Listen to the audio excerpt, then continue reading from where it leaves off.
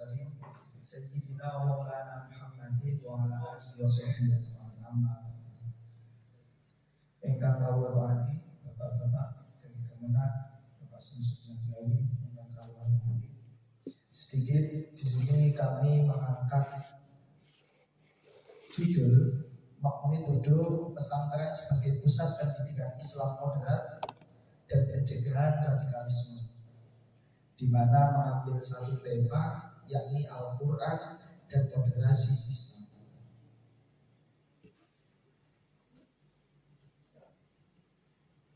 Pesantren sebagai pusat pendidikan Islam moderat dan penangkal sifat radikal. Poin pertama, asal mula perlu adanya moderasi di Indonesia. Satu-satu saja.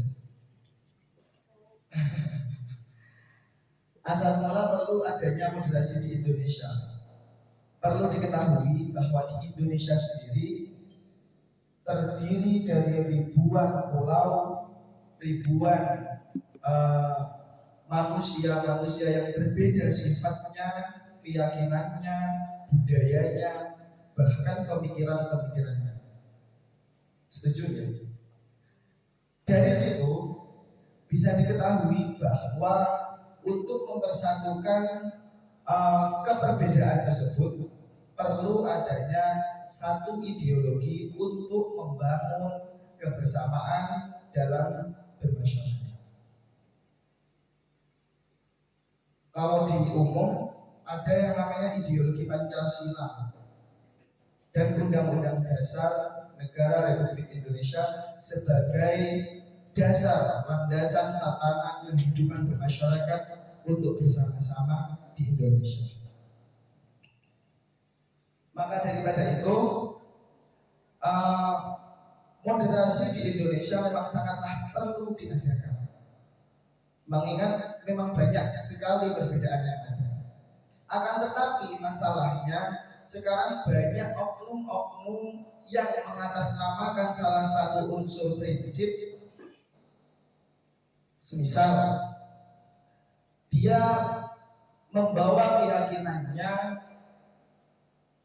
dengan proses non teoritis, dengan langkah yang penting praktis, akan tetapi dengan cara yang anarkis. Dengan begitu hasil-hasil olah pemikiran yang didapat dari orang tersebut pastilah hanyalah segeludik pemikiran-pemikiran dasar yang kurang berdasar. Di era milenial ini banyak sekali gempuran-gempuran yang melemahkan dasar ideologi Pancasila kita dan Undang-Undang Dasar Negara 1945. Lantas, dari mana datangnya sifat radikalisme? Itu tadi, apabila unsur-unsur prinsip masyarakatnya sudah tidak sesuai, akan tetapi dia tidak mengetahui dasar inti pokoknya, maka muncullah keinginan praktis dengan sifat anarkis, yakni radikalisme. Di Indonesia sendiri, dari unsur-unsur yang sering berselisih, yakni bisa terhadap materi. Biasanya kalau di lapangan ada yang namanya demo BBM dan yang lain-lain. Ada yang namanya unsur keyakinan, di mana unsur keyakinan ini sangatlah berpengaruh, sangatlah besar pengaruhnya. Waktu itu pernah ada cerita Bapak Ahok dengan berita kembarnya menistakan agama, lalu orang-orang secara anarkis tidak menelaah sesuai dengan ketentuan yang ada, dia melakukan tindakan-tindakan di luar batas kewajaran. Disitulah timbullah sifat-sifat radikalisme. Maka daripada itu muncullah Islam sebagai agama rahmatan lil alam. Islam seperti pada ayat Al-Quran surah Al-Baqarah ayat 143 juz 2, Bismillahirrahmanirrahim. Wa kadzalika ja'alnakum ummatan wasatan litakunu syuhada'a 'alan nasi wa yakuna rasulu 'alaikum syahida. Wa kadzalika ja'alnakum, dan sesungguhnya Allah menjadikan kalian semua ummatan wasatan, yakni umat yang berawal wasatan. Lafaz wasatan itu kan berawal dari lafaz tawazun, bermula dari lafaz tawazun yang berarti seimbang. Jadi umat Islam datang ke Indonesia sebagai rahmatan lil alamin untuk menyeimbangkan ketidakseimbangan yang ada di Indonesia. Seperti halnya sifat Allah Ar-Rahman dalam lafaz Bismillahirrahmanirrahim, sifat Allah Ar-Rahman dan yang Maha Pengasih untuk semuanya. Tidak hanya satu atau dua golongan, tapi semuanya.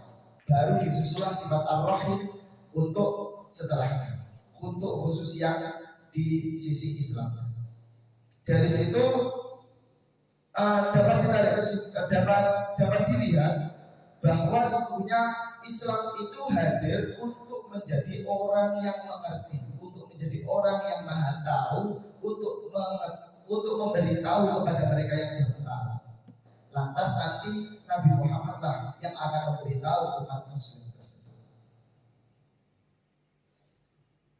Setelah itu hadirnya pesantren sebagai pengkaji kemurnian nilai-nilai keislaman mungkin sudah cukup bisa dilihat, karena mengkaji bukanlah mengaji, yakni menelaah ulang antara satu keilmuan dengan keilmuan yang lain. Jadi nanti di situ tidak ada yang namanya kesalahpahaman karena kurangnya kefahaman pengertian ideologi bangsa sendiri.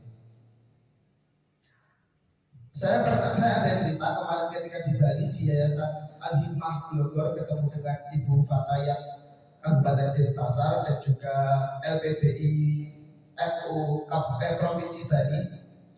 Di sana umat Islam sangatlah minoritas, di mana mereka hidup berdampingan ibarat kata 2:8. 2-nya orang Islam, 8-nya orang Hindu dan yang lainnya. Akan tetapi apakah di situ menjadikan suatu problem? Tidak, karena moderasi yang dibangun di yayasan tersebut sangat tinggi. Yayasan tersebut yakni Yayasan Yatim Piatu, bisa dilihat di gambar.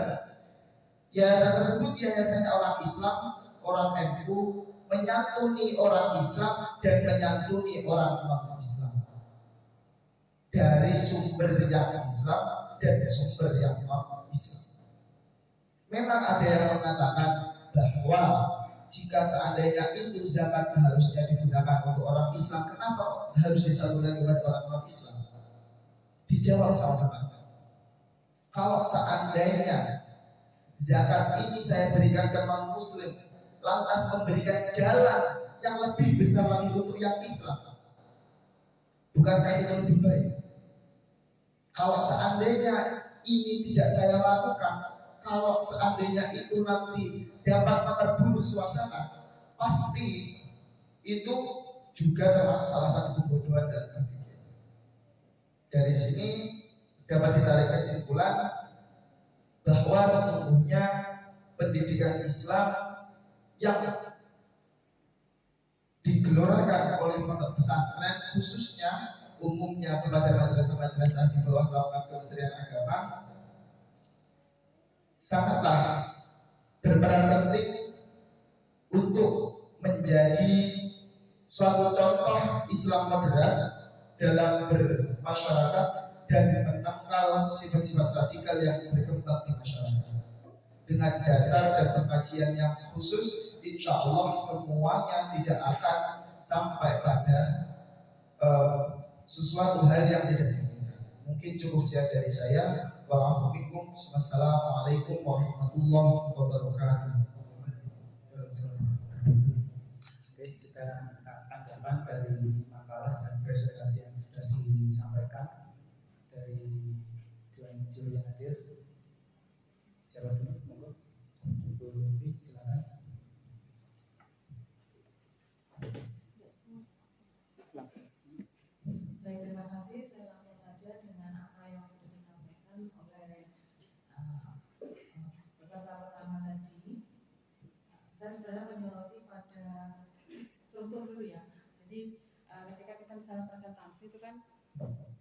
umum itu kan ada bagian pendahuluan, ada bagian pembahasan, dan ada bagian penutup gitu. Itu di mana-mana begitu. Jadi ketika misalnya menyampaikan ringkasannya aja gitu. Biasanya kalau kita presentasi untuk KTI itu kan waktunya tidak banyak gitu. Jadi poin-poinnya aja, poin pendahuluan, bagian latar belakang, lalu hasil dari penelitiannya, kemudian kesimpulannya apa gitu.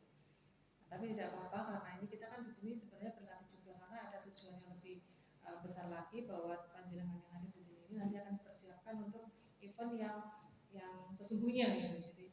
Jadi ini itu yang pertama. Kemudian yang kedua, terima kasih, itu paparan sudah bagus, bagus dari sisi ide. Saya kemarin itu melihat tulisan panjenengan itu dari sisi ide bagus, jadi menarik. Jadi itu perlu dikaji lebih dalam supaya pembahasannya lebih kuat. Dan barangkali nanti misalnya di event berikutnya itu pakai, alhamdulillah ya. Tapi kalau tidak, minimal poin untuk menuju ke sana itu sudah dengan dapat gitu. Kita aja. Terima kasih. Assalamualaikum warahmatullahi wabarakatuh. Menambahkan saja yang disampaikan oleh Bu Lutfi tadi. Memang ketika presentasi kita itu kan dibatasi waktu. Nah, karena waktunya terbatas itu kita dituntut untuk bagaimana caranya memanfaatkan waktu yang terbatas itu bisa menjadi sebagai sarana untuk menyampaikan apa yang sudah kita siapkan. Karena itu sebetulnya kan kalau kita membuat karya tulis ilmiah itu kan sudah jelas, sangat jelas. Ketika presentasi pun mestinya kita mengikuti tata urutan yang sudah baku itu. Misalnya ya diawali aja dengan abstraksinya seperti apa. Kemudian dari abstraksi itu muncullah latar belakang kenapa saya harus menulis tema itu. Kemudian baru setelah itu dasar kajian literaturnya seperti apa, literasinya seperti apa. Kemudian kesimpulannya, sebetulnya hanya itu aja. Nah, yang kedua mungkin untuk masukan, jadi untuk semua saja saya kira. Ketika kita menulis karya ilmiah, karya tulis ilmiah, kita tidak boleh menyampaikan sesuatu yang abu. Jadi misalnya disampaikan di awal Indonesia terdiri dari ribuan pulau, banyak pulau. Tidak boleh seperti itu karena ini karya ilmiah, harus ribuan pulau itu berapa, kan ada angkanya. Jadi nggak boleh menyampaikan sesuatu yang abstrak, harus kalau ada angkanya saja angkanya, biar penilaiannya nanti bagus untuk berikutnya. Kemudian yang kedua, tema ini sebetulnya bisa ditarik lebih dalam lagi dengan